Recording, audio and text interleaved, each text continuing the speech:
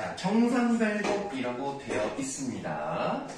자, 이 글의 갈래는 고려가요다라고 써있는 거 보이십니까? 고려가요에다가 동그라미 할게요. 맨 위에 있잖아요.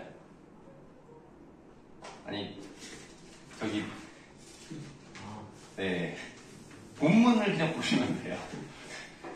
정신을 좀 놓고 있는 것 같은데, 오늘. 자, 고려가요 동그라미 하시고, 뭐 고려가요는 학교에서 언급 다 했겠습니다만은, 고려 때 노래가 되겠습니다.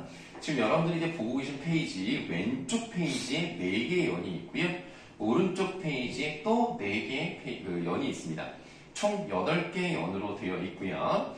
고려가는 이렇게 연 구분이 있기 때문에 어떤 문체를 가지고 있느냐라고 표현하냐면 연이 구분되어 있잖아요. 그래서 분, 연, 체 라는 말을 쓰는 거예요. 분연체 하나 써놓으시고 그 다음에 또 하나의 특징이 뭐냐면 이 연의 마지막마다 뭐가 있습니까? 얄리, 얄리, 얄랑숑, 얄리, 얄리아라고 하는 매번 반복되는 부분이죠. 이걸 뭐라고 한다고 그랬죠? 후렴구라고 하죠? 정읍사와의 공통점이 나왔어요. 정읍사도 어기여, 어강돌이, 아으다름들이 나오는 그런 것처럼 얘도 후렴구가 나온다. 다만 정읍사는 3단 구성으로 되어는 있지만 연구분이 없어요. 얘는 연구분이 정확하게 있죠. 그 차이점은 있습니다. 그 다음에 정읍사는 원래 자체의 그 노래에는 음보가 없어요. 다만 우리가 영음구라던가 후렴구를 제외한 나머지 부분들을 사음보처럼 끌어읽을 수는 있다고 말씀을 드렸었어요. 그래서 시주의 기원이라고 말씀드린 적은 있습니다만 원래 정읍사는 음보 유료라고 하지 않습니다. 근데 이 고려가요, 특히 청산별곡은 몇 번 끊어서 읽는다? 3번 끊어서 읽는다. 그럼 어떻게 끊는지 이제 본문을 보면서 한번 해볼게요. 살얼이 하고 사선으로 끊어요. 또 살얼이 하고 끊어요. 자, 그럼 일단은 어떻게 읽느냐면 살얼이, 살얼이, 랐다 이렇게 읽는 겁니다. 요 단위가 사문보예요. 그 다음 청산에 살얼이, 랐다 이렇게 읽으니까 사문보가 2번 나오는 방식으로 가고 있다. 그래서 얘는 일단 사문보다 이렇게 생각하시면 되겠습니다. 그러면 이 내용이 어떤 내용인가? 이게 지금 살얼이, 살얼이 랐다라고 했을 때 뜻이 안 나와있어요. 지금 현대 해석이. 그래서 살고 싶다, 살고 싶다 이렇게 이제 보는 거란 말이죠.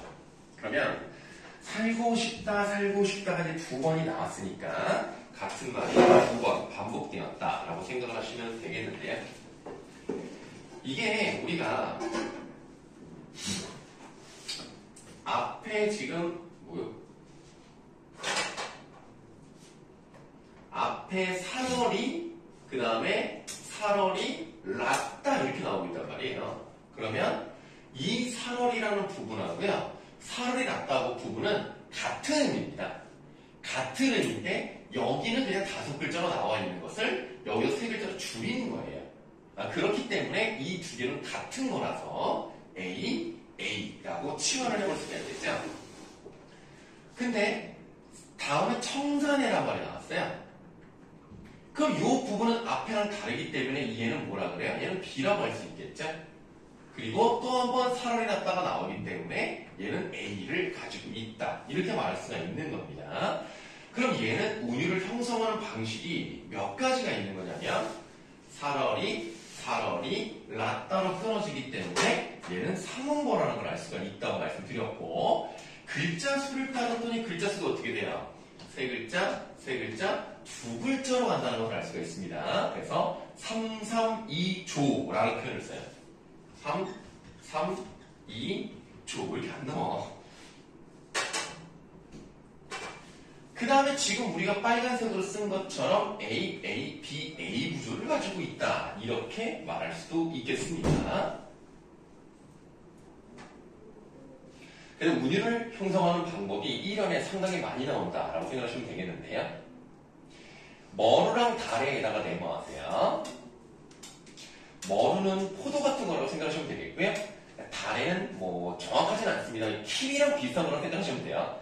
사실 다른 거긴 한데 우리나라에는 원래부터 키위가 없었고 다래가 있었습니다. 그래서 포도, 키위 그냥 요런 지금은 우리가 보기가 어렵습니다. 옛날에는 지천에 깔려있던 게 머루랑 다래였어요. 그러면 이 음식은 특별하거나 뭐 소중하거나 이런 건 아니네. 언제나 우리가 먹을 수 있는 것들이네. 그래서 이런 것들 소박한 음식이라고 써놓으시면 돼요. 그러니까 지금 이 사람이 청산에서 살고 싶어 하는데 그 청산에 살고 싶은 이유는 뭘까? 현실이 마음에 들지 않기 때문이겠지. 그럼 청산에 동그라미를 하시고요. 이 청산은 무엇을 의미할 수 있습니까? 그렇습니다. 이상향을 의미할 수 있겠죠. 왜냐하면 살고 싶다라고 해석을 하기 때문에 지금 삶이 마음에 안 드니까 거기 살고 싶은 거잖아. 마음에 들고 지금 삶이 너무나 만족스러우면 왜 굳이 청산이라는 것을 가겠어. 그래서 청산은 이상향과 같은 것이고, 근데 이 사람은 이상향에 가서도 딱히 뭐 대단한 삶을 살고 않아요. 여러분들 같은 경우는 뭐 아직 이제 그런 마음이 있을 수 있죠. 아, 내가 나중에 로또가 돼가지고 강남에 빌딩 세워가지고 맨날 먹을 때 1,500만원씩 받아야지. 이런 생각을 가질 수 있겠습니다만 이 사람은 이상향을 설정해도 딱히 그렇게 욕심을 부리지 않습니다. 그래서 소박한 음식을 먹으면서 청산에 살고 싶다 이런 얘기를 하고 있다고 생각하시면 되겠어요. 자, 그 다음에 후렴구 나왔잖아요. 얄미 얄리 얄랑쇼 얄랑 얄랑. 우리 정읍사 때 다 배웠습니다. 후렴구는 의미가 없어요. 웃긴 건 뭐냐면 지금 이 사람은 현실이 만족스럽지 못하기 때문에 이상향을 향해서 간다는 얘기는 현실이 절망스러울 수 있잖아요. 근데 여기 후렴구로 나와 있는 부분은 오히려 어떻다? 경쾌하다. 이 부분을 보시면 뭐가 많이 돼야겠다? 아이씨 안 나와. 자, 리을이 많이 나오죠. 그리고 이음도 나옵니다. 이런 소리들을 뭐라고 해요? 울림소리라고 하죠. 이런 울림소리가 많이 사용되고 많이 반복되기 때문에 경쾌한 느낌을 준다는 점이 오히려 거꾸로 됐다는 거죠. 그러니까 무슨 말이냐면 삶은 힘든데 후렴구는 즐거워요. 그렇다는 것은 어떻게 생각하시면 되겠냐면 이 지향점과 일치하는 느낌이다. 그게 무슨 말이냐? 이 사람이 원하는 이상향이 있을 거 아닙니까? 그 이상향이 지향점이 되겠죠. 그 지향점을 향하는 마음과 같아. 그래서 경쾌한 느낌이 나온 것이다. 이 정도 느낌으로 보시면 되겠고요. 이 부분은 없어도 내용 이해하는데 전혀 문제가 없습니다. 자, 그러면 이렇게 후렴구가 반복되면 일단 가장 기본적 효과는 뭐가 있습니까? 운율 형성할 수 있죠. 또 무슨 역할을 하는 것 같아요? 이게 나오면서 연이 끊어지잖아요. 연 구분의 역할을 하기도 합니다. 연 구분의 역할을 하고요. 또 하나 매번 연이 끝날 때마다 나오니까 전체적으로 통일감을 주기는 해요. 내용은 없습니다만 통일감을 준다는 그런 특징이 있다라고 생각하시면 되겠습니다. 자, 이제는 2연으로 가실 건데요. 자, 울어라에 별표가 있죠? 그러면 오른쪽 페이지 아랫부분을 보시면 해석이 되어 있는 부분이 있어요. 우는구나 또는 울어라 또는 노래하라 이렇게 되어 있는데 여러분들은 그냥 1번으로 해석하시면 됩니다. 우는구나 우는구나 새요. 자고 일어나 우는구나 새요. 널 나와 이거 아까 말씀드렸던 거죠? 네, 그것도 다 해석이 되어 있습니다. 너보다 라고 되어 있고요. 여기서 너는 누구예요? 새죠? 너보다 싫음한 나도 여기 지금 한이라고 되어 있잖아요. 원래 여러분들 고전에서 하다라는 말이 나오면 무슨 뜻이라고 그랬어요? 많다라는 뜻입니다.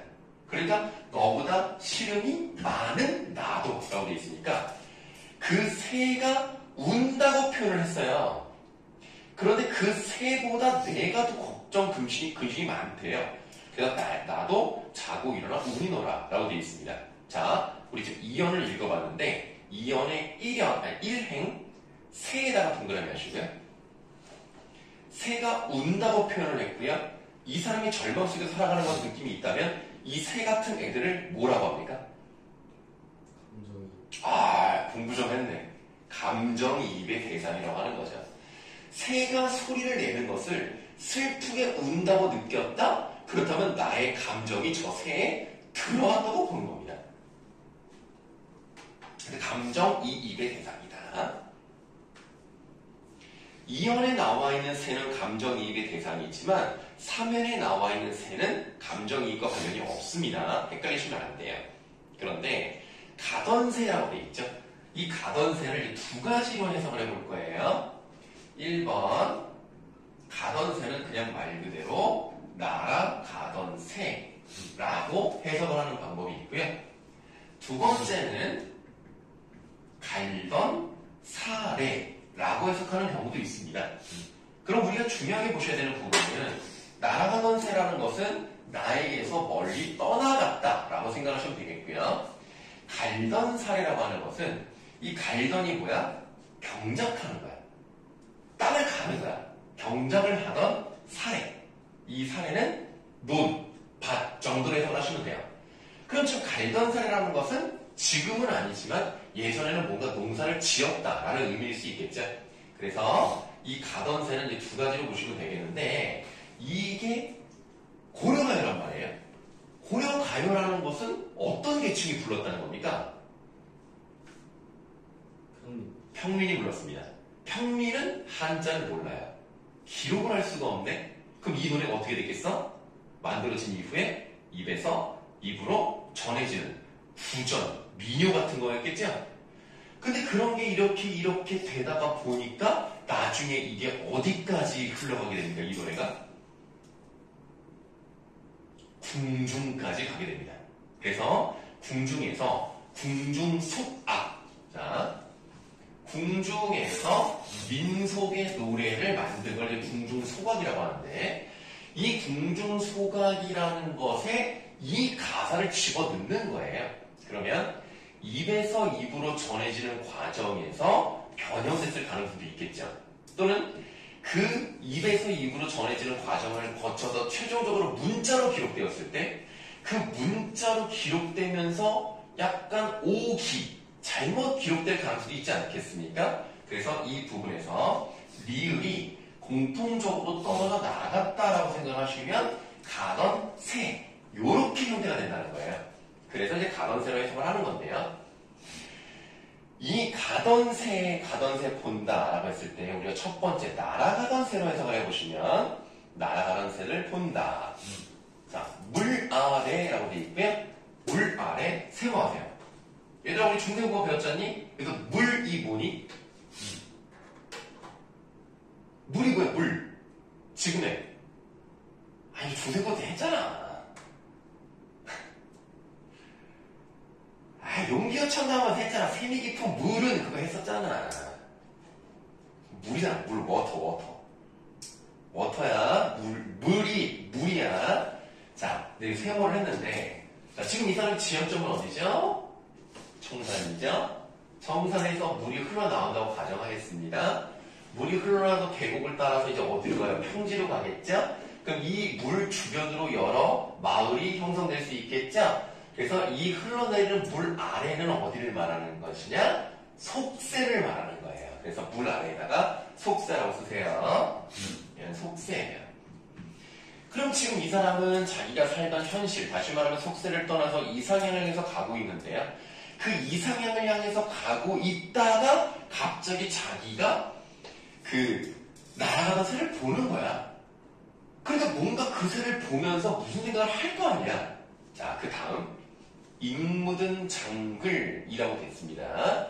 이게 친절하게 오른쪽 페이지에 잉 묻은 장글이 무엇인지가 세 가지로 설명이 되어 있어요. 이끼 묻은 쟁기, 날이 묻은 병기, 이끼 묻은 은장도고 세 가지로 해석을 하는데 정확한 답은 없습니다. 세 가지가 다 가능한데요. 우리가 거꾸로 3번부터 한번 보실 건데요. 이끼 묻은 은장도라고 되어 있습니다. 그럼 은장도가 일단 뭐예요? 은이라고 되어 있기 때문에 실버입니다. 아, 근데 이거 학교에서 안 했니? 안 한 것 같아요. 저번 주에는 했다고 하지 않았어요?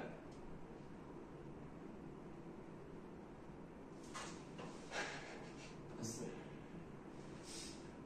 아니 저번 주에 했다고 해서 하는 건데 촬영까지 다 했다며. 분명히 저번에 그렇게 말을 했기 때문에 내가 준비를 해온 거란 말이야. 학교를 다니긴 하지. 한국 학교는 아, 미치겠네, 정말. 나 그냥 한다, 그러면. 자, 이기문은 은장도인데, 은장도가 은이 실버예요, 실버. 장이 핸드입니다. 손바닥이에요, 손바닥. 그러니까, 은색을 띤 손바닥 크기의 칼이 은장도예요. 은장도는 여러 가지 실용적으로 많이 사용된다고 보시면 되겠습니다. 너희들 혹시 맥가이버 칼 알아?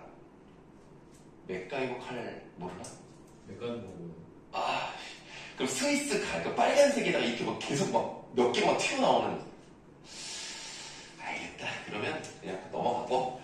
그냥 칼인데, 요 짧은 칼로 과일 깎기도 하고 나무를 조각하기도 여러 가지 할 수 있는데, 우리 일반적으로 은장도만 뭐를 떠올리시면 되냐면, 여자를 떠올리시면 돼요. 여자가 항상 자기 품에 가지고 다니다가, 언제 그 칼을 쓸까? 위협당할 때. 맞아. 예를 들면, 이 여자가 사랑하는 남편을 잃었어. 그럼 옛날 사람들은 남편이 죽으면 이제 어떻게 살았어? 혼자 죽을 때까지 혼자 살잖아. 근데 혼자 살다 보면은 이 나쁜 놈들이 갑자기 막 나쁜 짓 할 수도 있잖아. 그때 칼을 딱 꺼내는 거야. 그 다음에 어떻게 해? 죽여요. 누구를? 나쁜 놈을? 아니야. 자기를 찔러. 저런 나쁜 놈에게 내 몸을 더럽히지 않겠다. 자기를 찔러 죽는다고. 그래서 은장도라는 것은 이별을 한 여성의 것이다 라고 생각을 하는 거예요. 그래서 우리 그 오른쪽에 그 이끼 묻은 은장도 위에다가 좀 조그맣게 쓰세요. 네, 이렇게 써볼게요. 실연한, 그러니까 이제 헤어진 거죠. 사랑하는 사람이 죽었든 헤어졌든 실연한 여인으로 해석을 합니다. 자, 실연한 여인으로 봤다면 이제 우리가 뭐랑 결합을 시킬 거냐? 이 가돈사랑 결합을 할 거예요. 그러면 우리는 이 여자라고 해석을 했을 때 1번으로 해석하는 게 나은 것 같아요? 2번으로 해석하는 게 나을 것 같아요? 2번. 1번으로 해석하는 게 맞죠. 왜냐면 날아가는 사람은 뭐라고 했어? 나에게서 떠나갔다는 게 중점이라고 했잖아. 그러면 사랑하는 사람이 떠나가 버린 거야. 그게 보는 거예요. 그래서 실연한 여인으로 해석을 하다면 중요나. 그래, 조심해라. 놓쳤잖아. 마음도 급하고 저쪽 가야 되는데 그냥. 이 사연까지만 하고 저쪽 갔다 올게요. 너무 길어가지고. 자, 실연한 여인으로 해석을 한다면 우리 날아가는 대로 해석을 하는 겁니다. 아시겠습니까? 자, 그러면 이번에는 2번을 볼게요. 날이 무딘 병기예요. 일단 병기가 뭘까요? 무기. 맞아요. 무기예요. 그럼 이 사람은 어떤 사람일 것 같아요? 일단 느낌상. 주민이 뭐라고 하는 거야? 이분을 뭐라고 하는데? 아니 무기니까 뭐 어떤 사람이겠어? 나쁜 사람. 군인 뭐 이런 대답 나오면 안 돼요? 뭐 군인일 수 있겠죠. 근데 이거를 고도의 상징적 의미를 가지고 있다고 생각을 해볼게요. 그럼 어떤 거냐면 옛날에 이런 노래가 있어요. I'm beautiful girl. 알아요? 네. 나 섹시해. 미모는 나의 무기. I'm a beautiful girl. 그런단 말이에요. 미모는 나의 무기구나. 한마디로 진짜 칼 들고 창 들고가 아니라 자신의 재능, 나의 장점, 나의 메리트, 나의 차밍한 그런 포인트. 주민이 표정 오늘 좀 마음에 안 들어. 자, 그래서 날이 무딘 병기라는 것은요, 어떤 재능을 갖고 있는 사람이라고도 볼 수 있습니다. 그런데 이 사람이 날이 묻어졌다는 얘기는 자신의 재능을 펼치지 못했다는 의미로 볼 수 있겠죠? 그래서 그 날이 무딘 병기 위에다가 이렇게 쓸게요. 좌절한 지식인. 이렇게 한번 해석을 해보도록 하겠습니다. 고도의 상징이에요. 지민아, 어디다 쓰는지 알아? 오른쪽 아래 보시면 잉묻은 장글간에 1번, 2번, 3번 서 있는 거 보이시죠? 그 동그라미 3번 위에다가 실연한 여인이라고 쓰시고 동그라미 2번 위에다가 좌절한 지식인이라고 쓰시라고요. 그러면 좌절한 지식인 입장에서 새해는 1번으로 봐야 될 것 같아요? 2번으로 봐야 될 것 같아요? 좀 어려운데? 네? 1번으로 봐야 돼요? 2번으로 봐야 돼요? 1번으로 봐야 됩니다. 왜냐하면 자신의 마음을 알아주던 벗이 떠나갔다. 뭐 이 정도로 해석을 하는 거예요. 자, 이제 제일 중요한 잉 묻은 장글날 1번을 보시겠습니다. 이끼 묻은 쟁기예요. 쟁기가 뭐예요? 뭐 할 때 쓰는 거예요? 농사. 네, 농사질 때 쓰는 거죠? 땅을 갈아야 농사를 지을 수 있습니다. 그러면 이끼가 묻어있다는 얘기는 쟁기를 어떻게 했다는 얘기야? 당시. 오랫동안 쓰지 못했다는 거지? 오랫동안 쓰지 못했다는 얘기는 자기가 땅을 경작하지 못했다는 얘기야. 그렇다는 것은 이 사람은 어떤 사람일까? 자기 땅이 없나 봐. 농부긴 농부였는데 자기 땅이 없어서 여기저기 떠돌아다니는 사람인 것 같아. 그런 떠돌아다니는 사람은 뭐라 그럴까?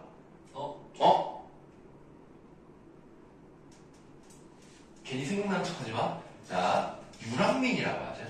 아예 처음 들어보네. 자, 유랑민이 여기저기 물처럼 흘러다니면서 방랑하는 사람을 유랑민이라고 합니다. 이 유랑민은요,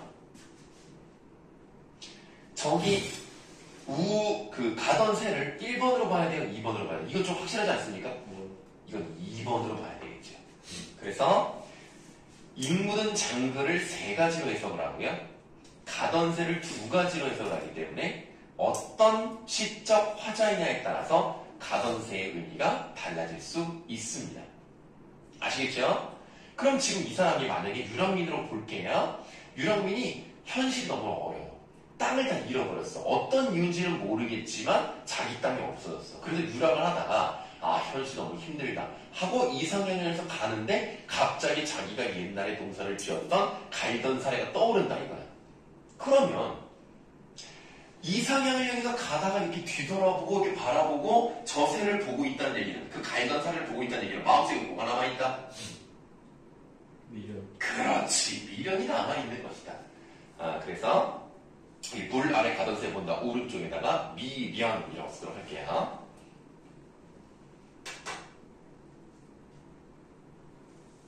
네, 4연으로 가시겠습니다.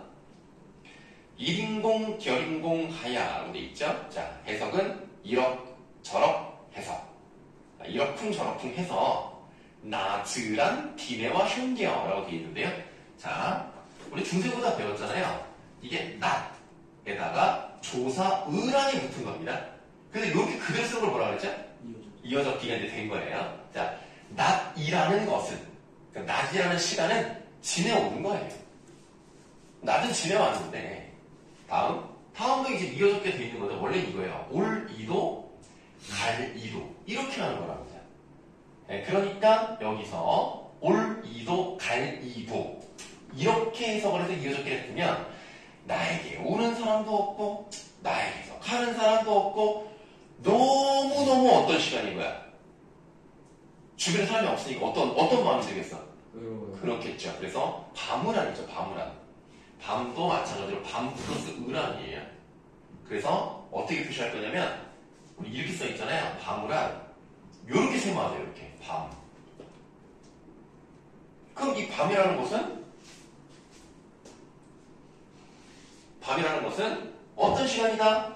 고독의 시간이다. 근데 이 사람 굉장히 외로운 거죠. 그래서 이렇게 저렇게 해서 낮에 그냥 대충 시간을 때웠는데 올 사람도 갈 사람도 없는 밤은 또 어쩌겠어. 그냥 체념적으로 그냥 주저앉아 있는 모습이 나타나 있습니다. 그래서 또 어디 홀이라 거기다가 체념적이라고 쓰시면 되겠습니다. 자, 이제 내용이 워낙 길기 때문에요. 4연까지 하고 잠깐 쉬도록 하겠습니다. 선생님 저쪽 수업 갔다 올게요.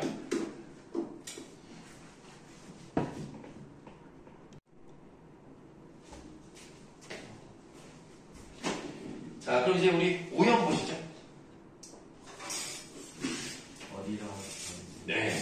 어디라 버디던 돌코. 자, 어디에 던지던 돌인가. 근데 요거 여러분 중세번에 이걸 좀 하나 설명을 드릴게요.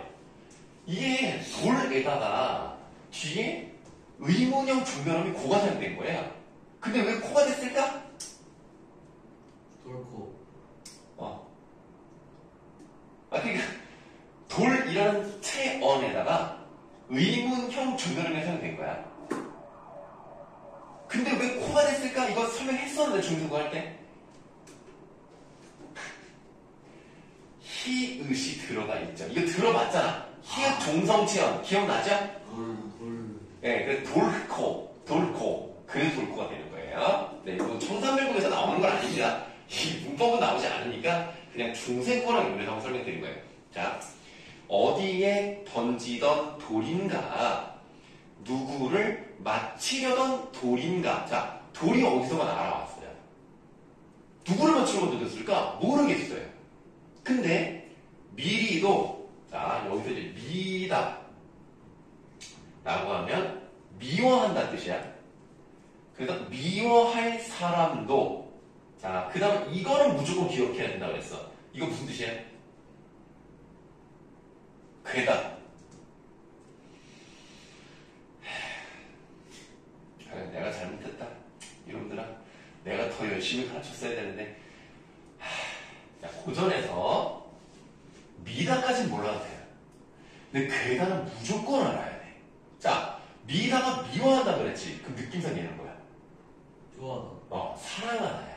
괴다는 턱을 받치다라는 의미의 괴다도 있지만 사랑한다는 의미로 사용되는 경우가 상당히 많아요. 왜냐면 노래라는 거는 얘들아 사랑의 감정을 노래하는 경우들이 많지 않습니까? 그러니까 이 정도는 기억하셔야 돼요. 근데 걔는 언제 했어요? 안 했어 우리? 한 거 같은데? 어디서요? 저쪽에서.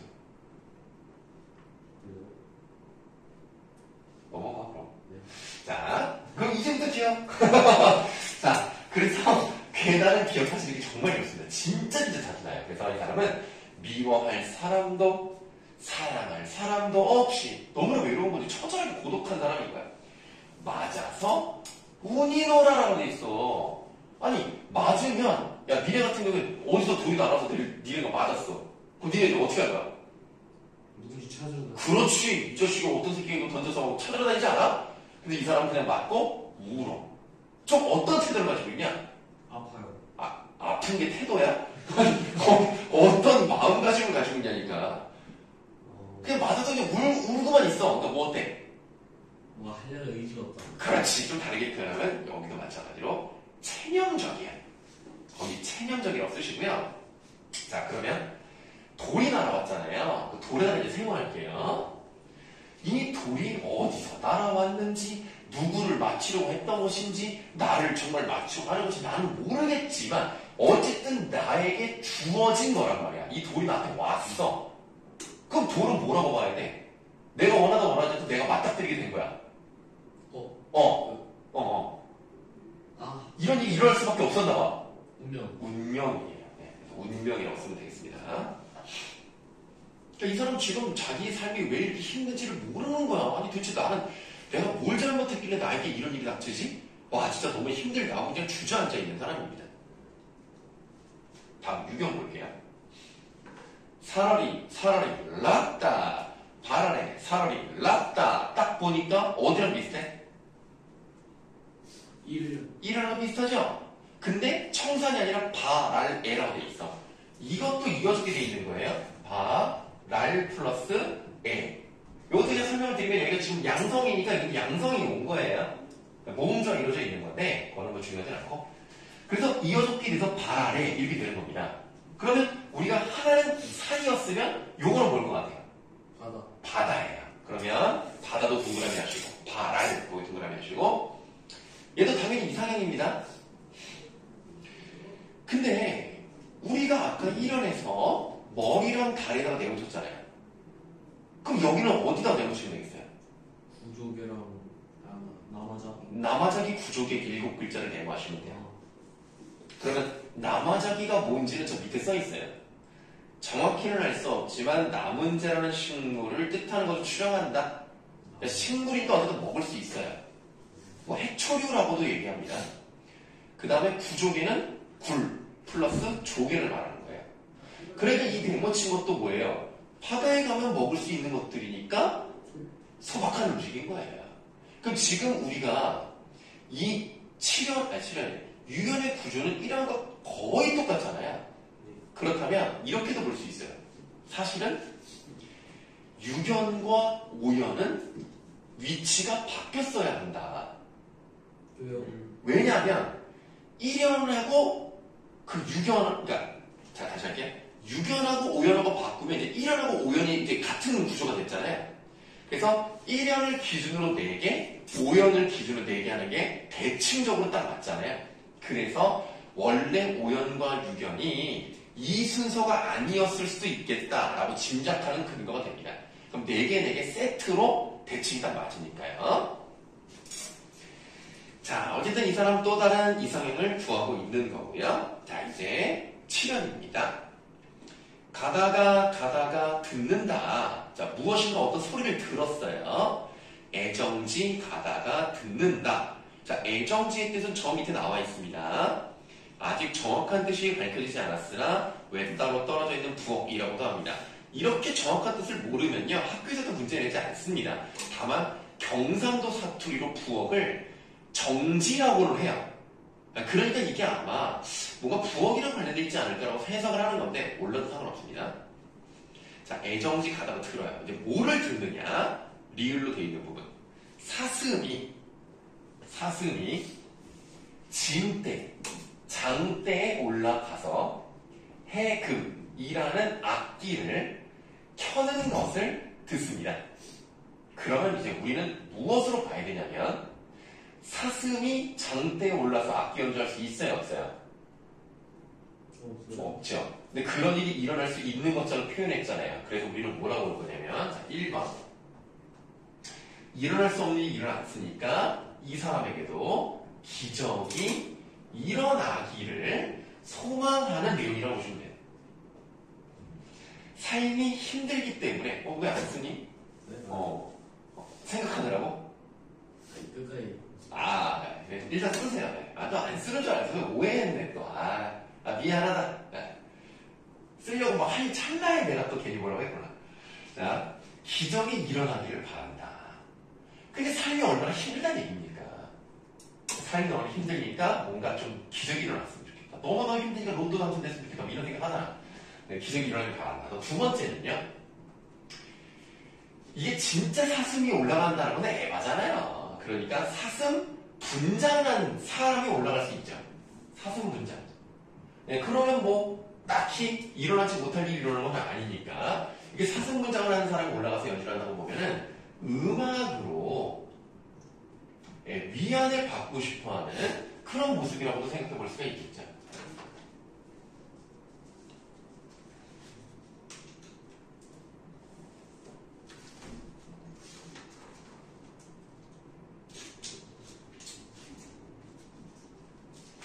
자, 사슴이 장대 위에 올라가서 해금을 켜는 것을 듣는다. 네, 마지막 파령입니다.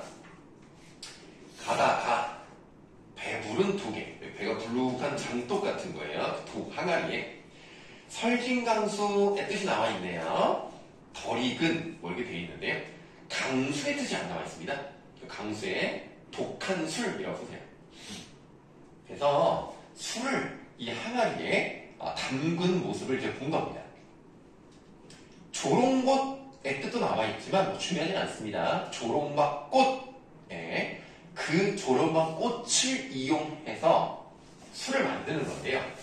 그 니네 뭐 맥주 같은 거 만들 때 반드시 뭐가 있어야 되지? 그 발효시키는 걸 뭐라고 하지? 효모가 있어야 돼요. 근데 우리나라 전통 그 막걸리 같은 걸 만들 때는 효모라는 표현을 쓰지 않고 뭐라고 하는지 알아요? 발효? 아니. 누룩이라는 말 들어본 적 있어요? 그러면 이 누룩이 있어야 발효가 되는 겁니다. 지금 여기 나온 게 바로 그거예요. 조롱박꽃으로 만든 누룩이 매워요. 맵다는 얘기는 독하다는 뜻입니다.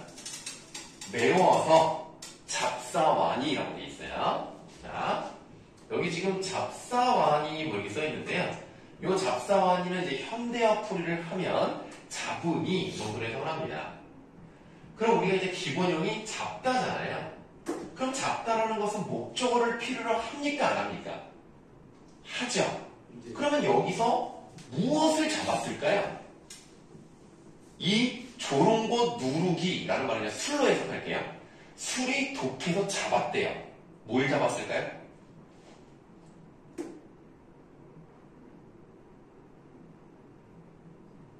그렇습니다. 나를 잡은 거예요. 나를. 그래서 거기 그 자리가 좀 좁긴 한데요. 잡사원이 앞에다가 말 넣음표를 이렇게 넣어서 나를 잡은 거예요. 그러면 사실은 술은 내가 잡아야 되는 거잖아. 근데 술이 마치 나를 잡은 것처럼 표현했잖아. 그러니까 내가 어쩔 수 없이 술을 먹는 것 같은 느낌을 주면서도 이게 지금 내가 술을 잡아야 돼, 술이 나를 잡아서 표현했으니까 주체와 객체가 뒤집혀진 표현이거든요. 그래서 주객전도다 라고 표현합니다.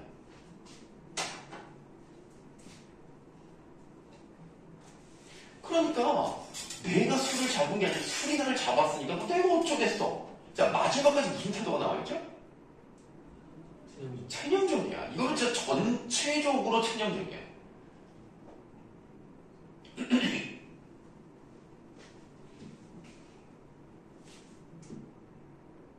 내일 공무도어가 배웠잖아. 공무도어가 마지막 어떻게 끝나지? 이마 그 물을 건너지 마오. 그렇기에 입은 물을 건너셨네. 물에 빠져 돌아가시니 그 다음 어찌? 네 어찌? 뭐 그렇게 끝난단 말이에요. 이거랑 비슷하잖아. 마지막이 체념적으로 끝나. 그게 공무도어와의 공통점이야. 우리가 지금 이런 여러 가지 작품을 배우는 이유는 결국 공무도어가 하나 딱 하고 네 문제, 뭐 정읍사 하나 딱 하고 네 문제 이렇게 안 나와. 정읍사, 공무도어가 청산 끌고 다 같이 낸단 말이야. 그렇다는 얘기는 공통점 같은 거 찾아야 된다는 얘기죠. 이런 것들 기억 잘 하셔야 된다는 겁니다. 그러니까 이게 꼭 내신 대비뿐만 아니라 여러분들 결국은 모의고사는 잘 봤니 얘들아? 몰라요. 몰라요라는 것은 무슨 뜻이에요? 채점을 안 했다는 거예요. 뭐 아니 궁금하지 않아? 아직 결과는 결과지. 나에서 안 나오죠. 아니 나는 너무 궁금해서 바로 채점을 해야 되는데 그거 알아? 아니 나는 막 궁금하지 않니? 느낌적으로 잘 본 것만. 느낌적으로 잘 봤어요? 나의 느낌적으로 잘 본 것만 채점한다고. 에이, 그럼 못 봤다는 얘기 아니야? 저번보다 그래도 잘 본 것 같은데. 근데 사실 좀 어렵긴 했어요. 지금 85점 정도가 1등급 컷이거든요. 그러니까 어렵긴 했는데 너희들 70점대만 나와도 괜찮은 거거든 지금 이 정도 수준이면 75점만 나와도 2등급이 가능할 수도 있습니다. 70점이 나와도 3등급이니까 실제로 2학년은요 66점인가가 3등급 컷이에요. 진짜 어려웠다는 얘기예요. 그 정도면. 지금 풀 때 보니까 지금 얘기 못하겠던데요. 쓸데없이 너무 길어요. 쓸데없이 긴 게 아니라 다 읽어야죠. 왜 쓸데없어요. 아니 읽었는데 이해를 못해. 시간이 없어. 한 번에 이해를 못하겠어요. 그래. 그러니까 우리가 모의고사도 사실은 꾸준히 연습해야 돼. 그러니까 우리가 사실은 이렇게 시험 대비 때 시험 대비하는 바쁘잖아. 그러니까 우리가 시험 대비 아닐 때는 이렇게 꾸준히 문제를 풀어야 된다니까. 너 왜 그거 자꾸 뭐 하는 거야? 자, 그래서 체념적인 태도를 가지고 있다라고 봤습니다. 자, 그럼 이제 우리가 다시 넘어가지 마시고 왼쪽 페이지 216조 아까 우리 갈래에다 동그라미 했으니까 성격 부분에 밑줄 하세요. 현실 도피적, 애상적, 체념적이다.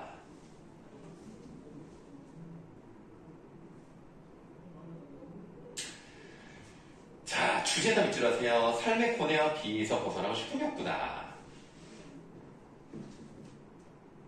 자, 특징 세 번째 밑줄 하세요. 구전되어 오다가 조선시대의 문자로 기록되었다. 요것 좀 기억해 주시면 좋겠습니다. 고려가요는 그때 한글이 없었죠. 그리고 이것은 평민들의 노래이기 때문에 한자로 기록할 수 없었습니다. 입에서 입으로 전해져 오는 걸 구전이라고 하죠. 그러나 조선시대 문자로 기록되기 때문에 문자로 기록된 것이 중세 국어 문법에 적용돼서 들어간 거예요. 그러니까 우리가 이런 것들을 이제 조선시대 문법으로 이제 쓰게 된 겁니다. 자, 그럼 이제 여러분들 뒤에 문제가 있어요. 페이지는 232쪽까지 문제를 푸시면 되겠습니다. 네. 제가 궁금한 건데. 예. 한글 만들어지기 전에는 네. 말을 했을 거 아니에요. 당연히 말을 했죠. 안녕하세요 이렇게 말을 했어요. 안녕하세요 그러겠죠. 눈이 하와 그러겠어요. 아 그래요? 그럼 우리가 갑자기 중국말을 했다고요? 아니 한글이란 게 만들어졌을 때 안녕하세요가 나오는 건데. 에이, 지금 뭔가 잘못 알고 있네. 전 세계 어떤 역사를 보더라도요, 문자가 먼저 만들어지고 음성 언어가 나온 경우가 없습니다. 음성 언어가 먼저 나오고 문자가 나중에 나왔죠. 그럼 태어나면서부터 사람들이 말을 못했다는 건 말이 안 되잖아요. 말은 했지만 쓰지 못. 그렇지. 말을 했지만 쓰지 못해. 마치 한글을 배우지 못해서 현대인인데도 글씨를 못 쓰는 사람들 있잖아. 그런 경우라고 보시면 돼. 우리말은 하지만 글자를 못 쓰는 사람이랑 마찬가지로 해주면 돼요. 그냥 말을 했었는데 그 말에 맞춰서 한글을 만든 거구나. 그렇지. 그렇게 봐야지. 중국말을 하지 않았습니다, 우리. 이상하잖아요, 그러면. 주변.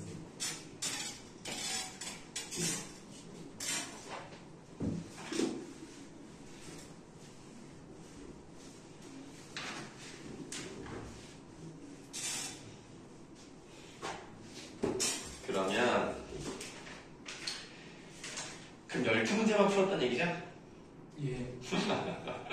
주인이 왜 그렇게 웃고 있을까? 네. 계획대로 됐다 이건가요? 예. 자, 그러면 1번부터 다 풀어줍니다. 1번에 5, 1, 3, 2, 4, 3,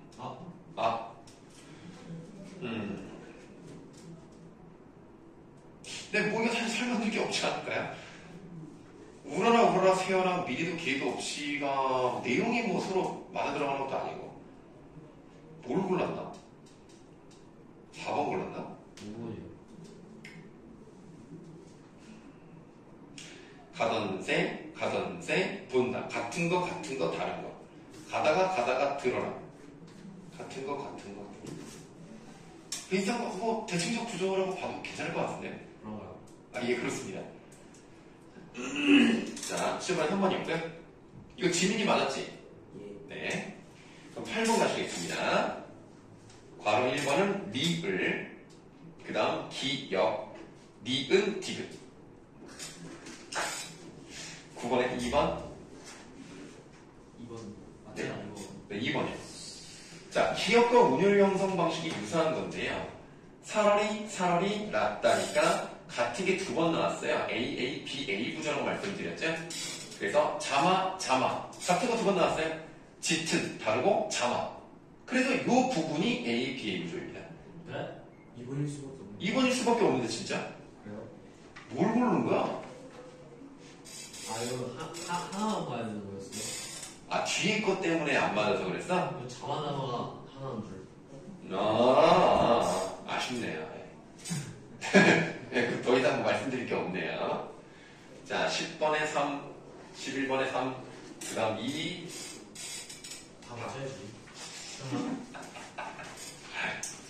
알겠어요. 여러분들이 뭐 이걸 그렇다고 하니까 뭐 그렇다고 하고, 그럼 정상 발급은 일단 했고, 이제 그거를 이제 해볼 건데, 그거는 이제 선생님도 뭐 따로 교부할 수가 없어가지고, 지민이가 저번에 줬던 거를 한번 이제 가지고 와봤어요. 아이고.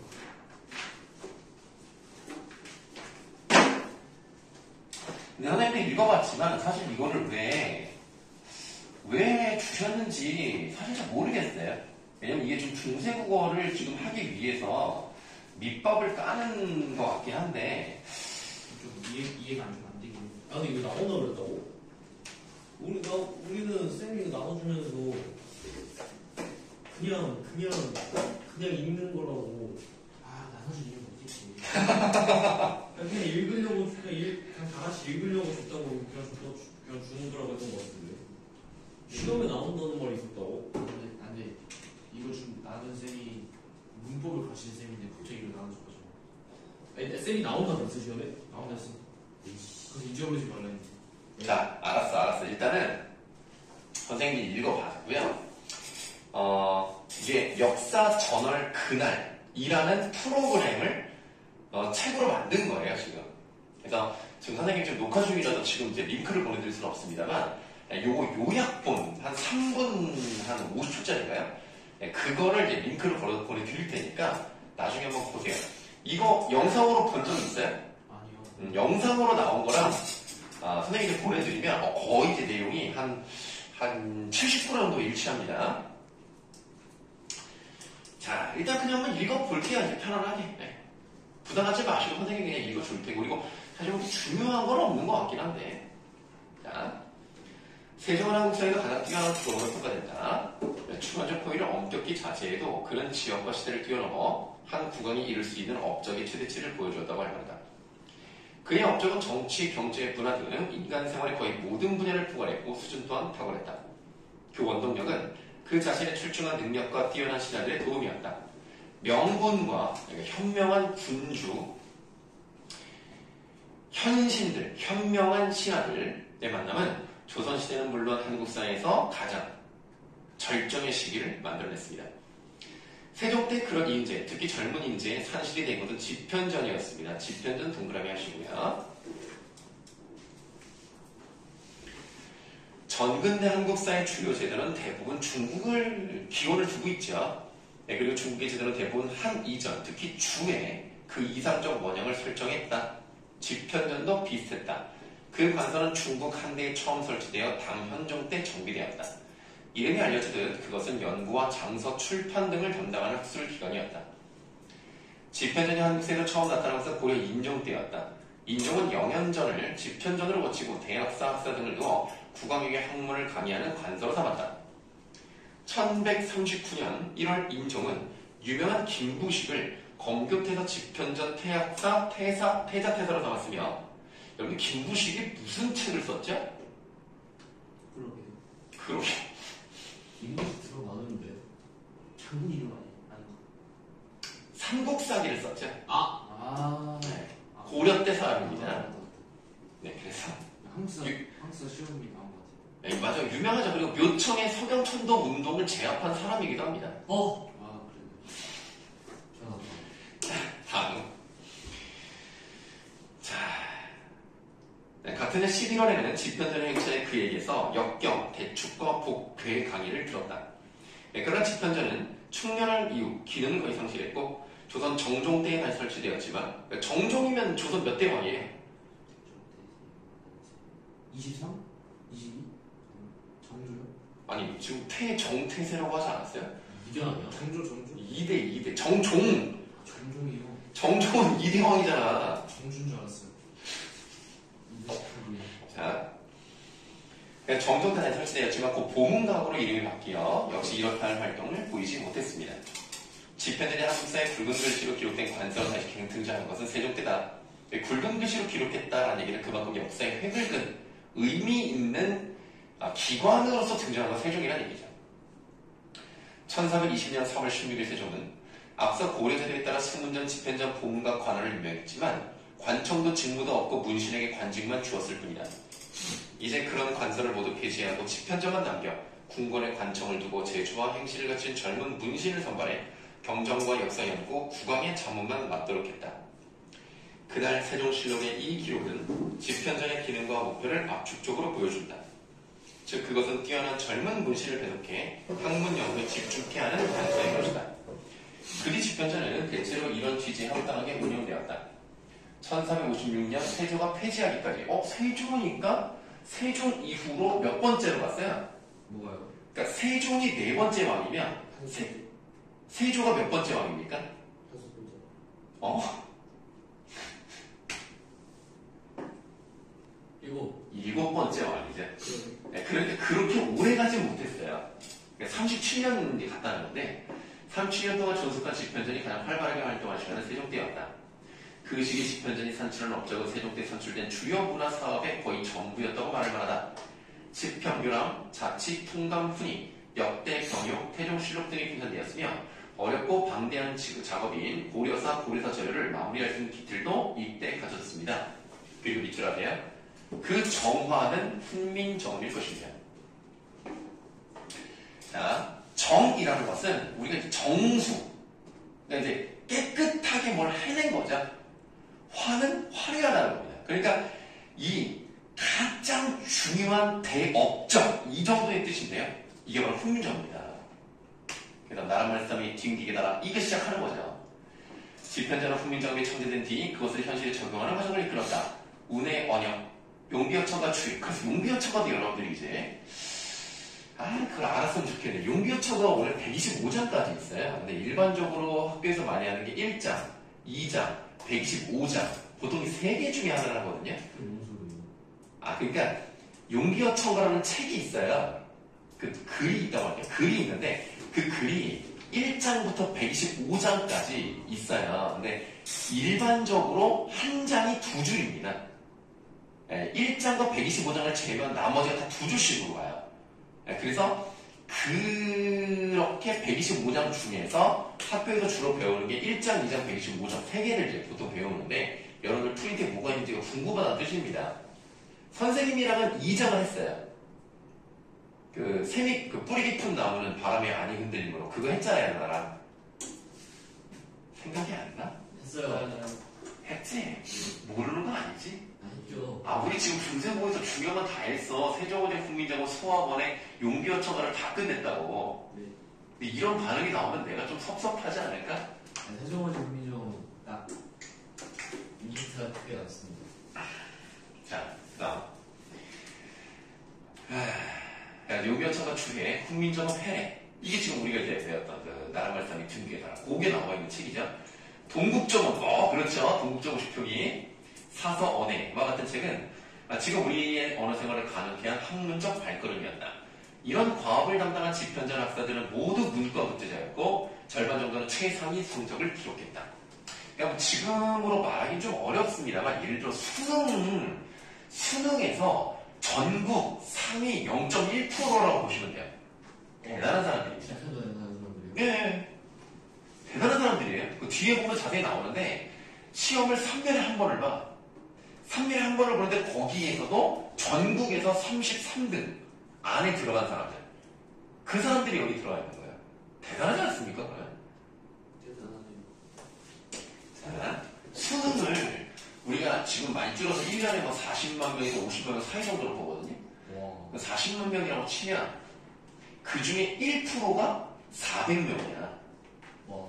0.1%가 40명이고. 그거보다 좀. 그 대단한 사람들이야, 진짜. 0.0몇. 자, 그래서 다른 시대보다 그들은 육조나 승정원 같은 정무가서로 금방 옮겨가지 않고 평균 10년 이상 재직하면서 학문에 몰두했다. 그 다음 밑줄 아세요? 정인지, 신숙주, 성삼문, 박팽년 등은 집현전을 거치며 한 시대를 대표하는 인물로 성장했다. 그러나 그 뒤 이들은 정치적으로 날카롭게 결별했대요. 신숙주. 네, 신숙주랑 정인지는 누구 편이었어요? 세종편. 세종? 세종. 세종편이었고 성삼문, 박팽년은 세종. 세종하고 세조는 싸운 적이 없어요. 세조는 세종의 아들이에요. 단종이었어, 단종. 그래서 성삼문은 단종을 다시 왕으로 복위시키려다가 결국 발각돼서 죽음을 당했고, 원래 단종이 어릴 때 왕이 된 다음에 단종의 작은 아버지였던 수양대군이 밀어내고 지가 왕이 된 거잖아. 그래서 정인지, 신숙주 한편, 성삼문, 박팽년 한편. 그래서 정인지, 신숙 쪽이 이긴 거죠. 다음 쪽. 단종의 아들이 세조예요. 내가 방금 단종의 작은 아버지가 세조라고 말씀드렸는데요. 삼촌이네요. 네, 삼촌이죠. 친삼촌. 그러니까 세종의 아들이 문종, 문종의 동생이 세조. 근데 문종이 금방 죽으면서 어린 단종이 왕이 돼. 그러니까 어린 놈이 왕이 되니까 세조가 한번 해볼 만하네? 해서 얘를 물러치고 자기가 왕이 된 거야. 아. 오케이? 오케이. 자, 두 번째 페이지를 가는데 약간 좀 왔다 갔다 해요. 좀 편집이 좀 그렇게 됐어요. 자, 왼쪽은 읽지 않고요. 오른쪽 한번 읽어보도록 하겠습니다. 세종의 집현전을 부활시킨 이유입니다. 최원정이라고 그 아나운서예요. 네, 역사 속 위인 중 가장 존경하는 위인이라면 빼놓을 수 없는 분이 바로 세종대왕입니다. 국민정음, 집현전과 그 밖에 온갖 발명품들이 떠오르는데요. 네, 그런데 이 세종대왕이 왕이 되고 나서 가장 먼저 실시한 게 집현전의 부활이었다고요. 왜 그러는 거죠? 신병주라는 이제 학자입니다. 네, 세종이 왕에 올랐을 때가 건국 26년쯤 되는 시점이에요. 네, 그러니까 유교국가에 걸맞은 제도나 체제를 준비해야 하는데 세종은 학문이 그 바탕이 되어야 한다고 생각한 거죠. 그런 취지에서 밑줄 인재들에게 투자하고 유교국가의 기틀을 조성하고 문풍, 학문하는 풍조를 진흥하려고 세운 기관이 집현전이었습니다. 남경태가 집현전이라는 말은 현명한 사람들을 모아놨다는 뜻인데 이 명칭은 사실 고려 중기, 그러니까 12세기 인종 때부터 있었어요. 하지만 이후 유명무실화 됐던 것을 세종이 이름뿐 아니라 실질적으로도 부활시킨 거죠. 이혜영은 이제 영화감독입니다. 그 독전 영화감독이에요. 그런데 조선이 아직 건국 초기인데다가 세종대왕도 집권 초기니까 사실 해결해야 될 문제들이 많이 있었을 텐데 학문 연구기관부터 만들었다는 건 좀 너무 길게 본 게 아닌가 싶어요. 밑줄. 집현전은 그냥 연구만 하는 기관이 아니라 실질적인 국정자문기관의 역할을 했습니다. 밑줄 하시고. 아니 그래도 뭔가 현장에서 발로 뛸 수 있는 시간들을 더 많이 등용해서 발빠르게 움직였어야 되는 게 아닌가 싶거든요. 고려를 무너뜨리고 조선을 세우는 과정에서 인재들이 많이 있지 않았습니까? 당시에 인재풀이 고갈된 상태였기 때문에 일단 어느 정도 활약할 수 있는 인재들을 많이 만들어 놓는 게 절실하지 않았을까 싶기도 해요.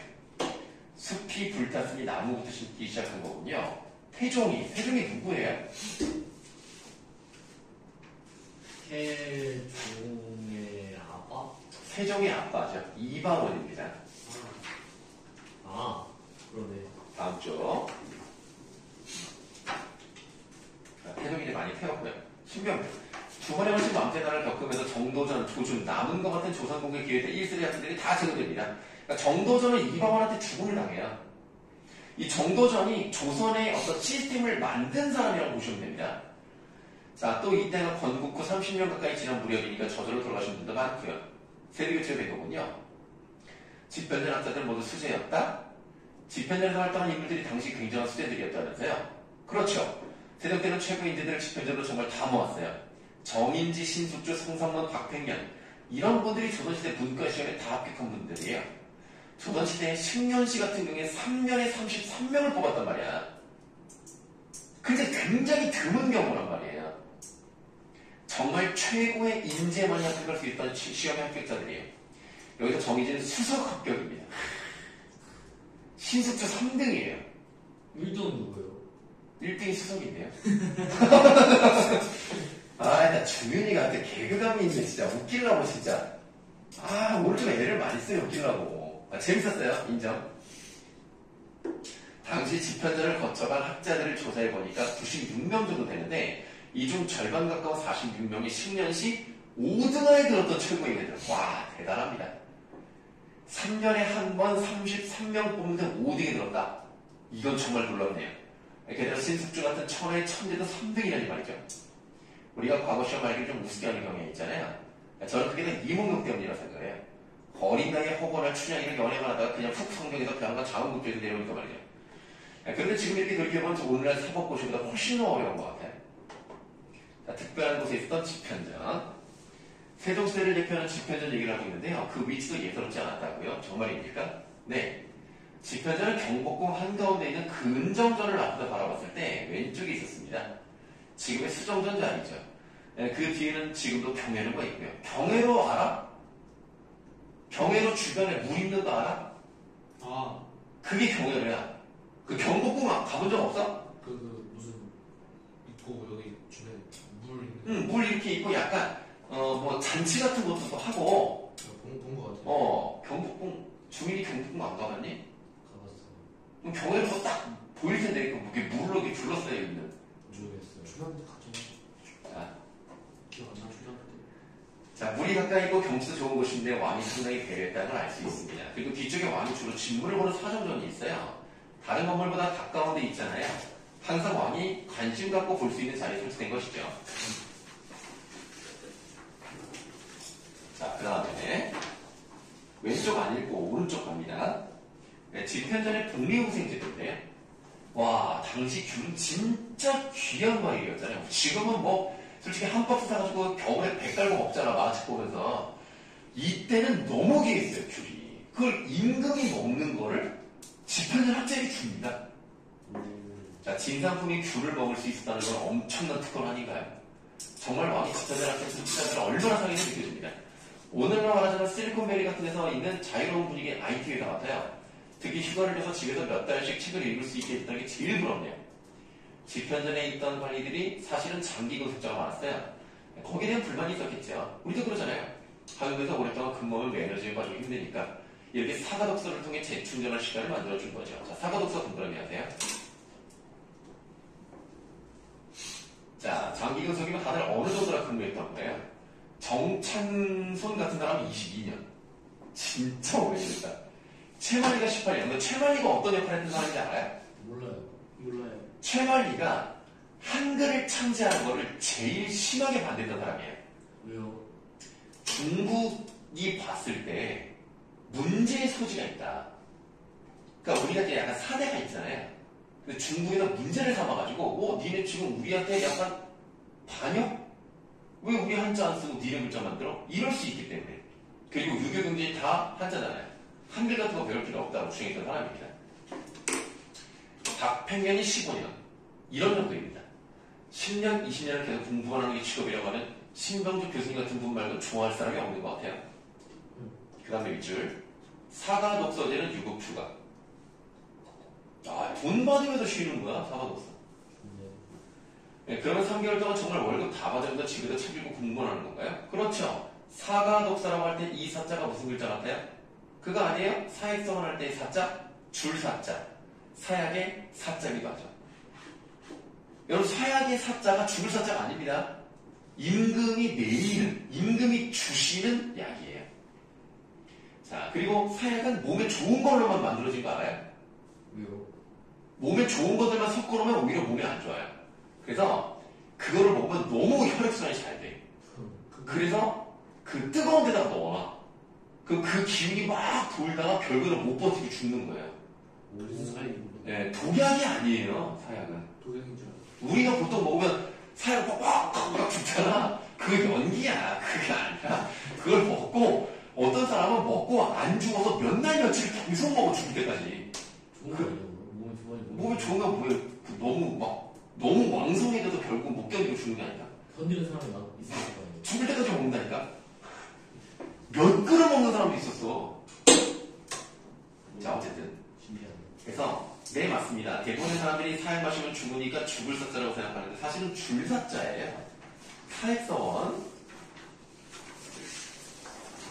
네, 좀 흐릿하죠? 네, 임금이 편액을 하사한 서원이고요. 사과독서. 책을 읽도록 임금이 휴가를 하사함. 모든 임금이 하사한다라는 뜻을 갖고 있어요.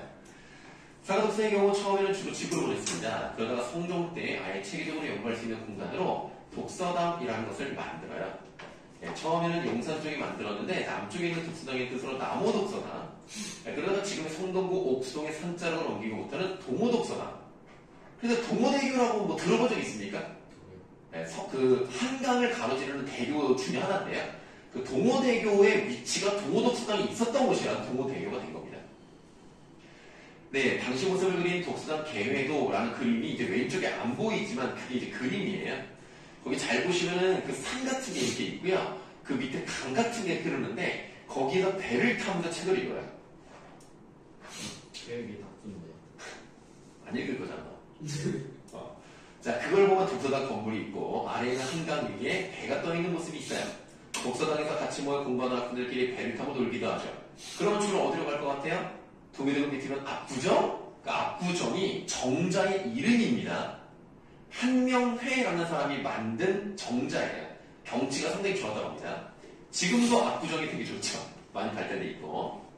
자, 다음. 전 이런 상상도 해봤어요. 만약 내가 집현전학자였다면 이렇게 장기 근무를 하면서 왕을 보필할 수 있었을까? 아마 못 견뎠을 것 같아요. 물론 그 안에 있을 때 무척 힘들겠지만 결과적으로는 장기 근속을 통해 전문성을 더 키우게 되죠. 또 정책과제 같은 경우엔 장기적인 비전을 갖고 꾸준히 추진해야 하니까 그런 이유들 때문에 집현전학자들이 경무나 더딘 출세 같은 걸 감수하지 않았을까 싶습니다. 집현전학자들은 굉장히 고생을 많이 했잖아요. 왜냐면 세종이 워커홀릭인 거 알아요? 그게 뭐예요? 일중독이야. 자기도 잠을 잘 안 자고 계속 공부를 해요. 고기도 많이 먹고요. 뚱뚱해요. 그래서 세종 뚱뚱한 거 알아요? 고기 많이 먹었다는 거. 등치가 되게 좋았어요. 그래서 이성계가 이방원이 죽으면서 유언을 남겼을 때 우리 세종이한테는 고기 반찬을 꼭 줘라. 이걸 유언으로 남길 정도로 고기를 되게 좋아했다고 해요. 그러니까 그렇게 체력이 좋으니까 공부도 많이 해서 눈이 하도 책을 보니까 눈이 안 좋았다고 그러더라고. 그 심지어는 이제 밤에도 아주 대단한 사람이어가지고 자기도 많습니다. 아, 대단한 사람이세요? 아, 여러분으로 불러온 사람이야. 자, 그 다음. 자, 그리고 실제로 집현전에서 오랜 기간 또 내공을 쌓은 사람들이 현실에 뛰어들어서 여러 가지 업적을 남긴 경우가 꽤 많습니다. 강의한 형제는 판사까지 했고요. 노사신 같은 사람은 영의정까지 했죠. 서거적으로 동국 여기승남이나 동국 통감 같은 걸 편찬한 사람이고, 또 아까 말한 신숙주도 있고 사회치도 대부분 집현전 출신이죠. 생신 중에도 많고요. 네, 그러니까 15세기 초중반까지는 이 집현전 출신 학자들이 조정을 이끌고 학문적인 토대를 닦았다고 볼 수 있습니다. 그 다음 밑줄. 세종이 이 중요한 인재들을 키워놓은 덕분에 세종사후 50년까지도 집현전이 영향을 미쳤어요. 대단하네. 자, 세종은 손에다 책을 놓지 않았다고 하잖아요? 그 이제 한자로 뭐라고 써있지 않습니까? 불. 처음에 뭐지 이게? 자, 수, 불, 석, 권입니다. 수불석권. 손에 책을 놓지 않았다는 뜻이에요. 이분이 그처럼 본인 스스로 워낙 학문을 좋아하다 보니까 국가정책과 기관도 그 영향을 받은 것 같아요. 원래 어떤 조직의 장이 바뀌면 그 영향을 그대로 받잖아요. 하고 쓸데없는 얘기 하라 하고요. 넘어가서 신병주. 네, 세종과 집현전 학사의 관계를 보여주는 대표적인 예가 있어요. 세종이 집현전에 관심이 많으니까 야간에 순실을 했던 것 같아요. 네, 그런데 어느 겨울밤 집현전에 불이 켜져 있어서 들어가 보니까 신숙주가 연구를 하다가 깜빡 잠이 들었다고 해요. 그때마다 세종이 신숙주를 깨워서 야! 잠만 자냐? 이러면서 뒤통수를 치고 그랬다면 그 소문을 들은 집현전 학자들이 우리가 이렇게 얘기해서 뭐하냐? 그랬을 텐데 그때 세종이 자기가 입고 있던 용포 대단하죠. 이 당시에 왕이 입었던 옷을 벗어줬다. 이거는 이다음부터 목욕도 하면 안 돼. 그냥 영광스러워요. 영광. 물론 뭐 지금의 뭐 여러분들이 뭐 윤석열이 뭐 옷 벗어준다 뭐 좋아하지는 않겠습니다만 이 당시 왕은 절대적이잖아. 그러니까 대단한 겁니다. 잠에서 깬 신숙주가 그 용포를 뭐 얼마나 감격했겠습니까? 세종은 군주인 동시에 학자였잖아요. 학문적으로도 무척 성숙한 사람이었기 때문에 신하를 그렇게 여유롭게 대할 수 있었고 신하들도 그런 자유로운 분위기에서 공부시킬 수 있었던 것 같아요. 남자는 자기를 믿어주는 사람을 위해서 죽는다고 하잖아요. 집현전 학자들도 그랬을 것 같아요. 그런 리더라면 긴 세월도 충분히 바칠 수 있지 않았을까요? 라고 하면서 내가 볼 때는 이제 세종어진 훈민정음을 하기 위한 밑밥 작업이라고 생각합니다. 얼마나 시간타고 생각합니다. 그래도 한번 우리가 봤으니까 뭐 나오면 뭐 나오는 거죠. 자, 그럼 좀 쉬세요.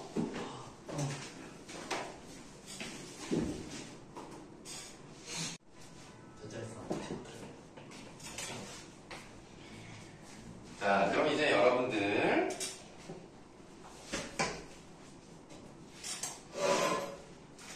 이번엔 뭐해요? 네, 이제는 아이고 내가 잘못했네. 놀지 말고 문제를 풀라고 하면 될 것을. 참 내가 문제 숙제 아닌가요? 아니 이게 이제 풀다가 남은 숙제로 이제 하려고 했는데 내가 순간 실수를 했네. 이 뒤에 세종어제 훈민정음이 있는 줄 알아요 내가 지금. 하지만 상관없습니다. 첫판과 문제점은 있으실 거 아닙니까? 안 가져왔네. 왜요? 거짓말 하지 마. 너 가방 뒤져봤는데 너 나오면 너 봐봐. 왜 안 갖고 문제 안 되겠다. 뭐 진짜 없어? 문제 안 되겠다. 너는? 있죠. 딱 책꽂이에 꽂아놓은 기억이 어제 밤에. 아니 이거 한 권만 갖고 오면 되는데 이걸 안 갖고 와? 공부할 자세가 안 되다. 이거 내가 실수를 했네. 알았어. 그러면 뭐 시간 얼마 안 남았지만 그 공무동화가 있잖아요. 네. 공무동화가부터 한번 문제를 풀어보시면 될 것 같은데 일단 좀 끊어서 한번 가봅시다. 거기 일단은 7번까지만 한번 해볼게요. 7번까지만.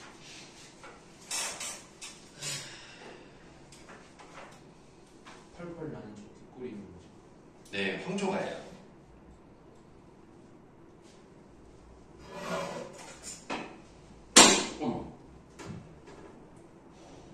서리적 표현이 물음 형식으로 끝나는 거예요. 네, 물음의 형식으로 끝나지만 물어보는 게 아닌 거죠. 어찌할고 물어보는 거예요. 그거는 말하지 않겠습니다. 모르겠는데. 그러면 이렇게 말씀드릴게요.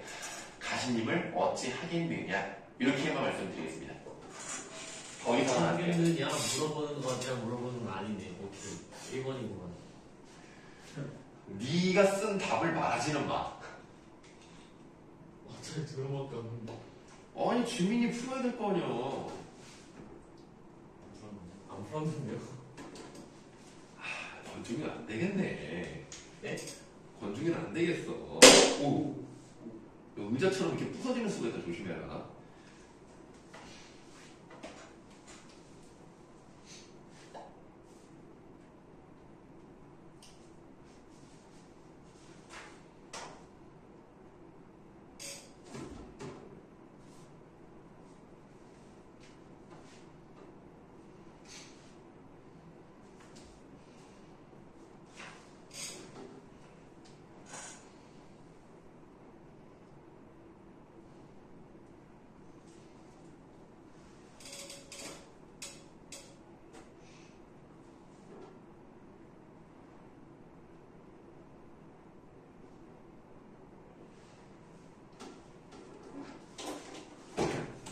음성 상징어가 소리를 흉내내거나 모형을 흉내낼 말이 사용하면 돼요. 펄펄. 아 오케이. 아니 서로 얘기를 하지 말고요. 본인이 좀 풀면 안 될까요?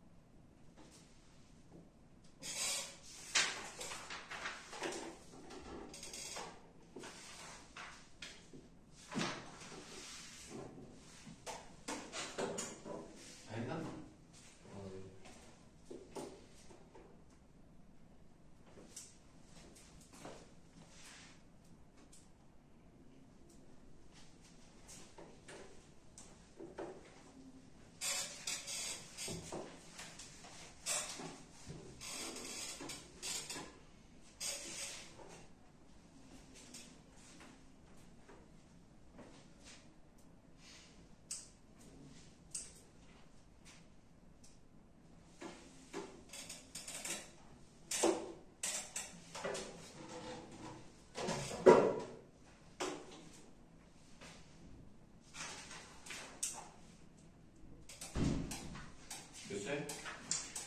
자, 다 불러드리겠습니다. 1번에 1번, 2번에 3번, 3번에 4, 4번에 2, 5번에 2. 자, 이 객관적 성분이 참 어렵습니다.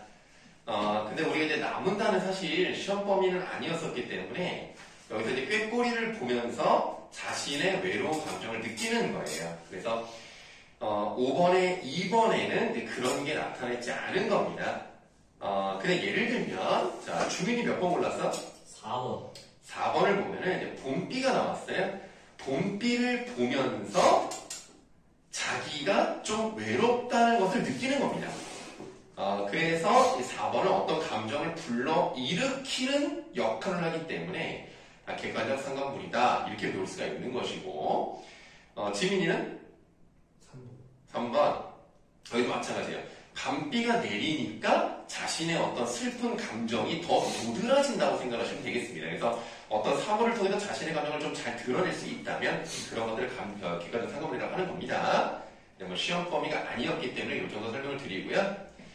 6번의 답은 1번, 7번의 3번이 되겠습니다. 자, 오늘 여기까지 하고요. 이 뒷부분에 있는 문제를 다 풀어오시는 것이 숙제가 되겠습니다. 자, 오늘 선생님이 고생이 많았습니다. 안녕히 가십시오. 네, 앞으로 가야지. 어디까지요? 뒤에 다. 끝까지. 야, 끝까지. 왜, 너무 많아? 이거 다요? 다. 뭐 얼마나 된다고. 이거 다요? 다. 일주일 동안 그 정도 못해? 아. 오케이.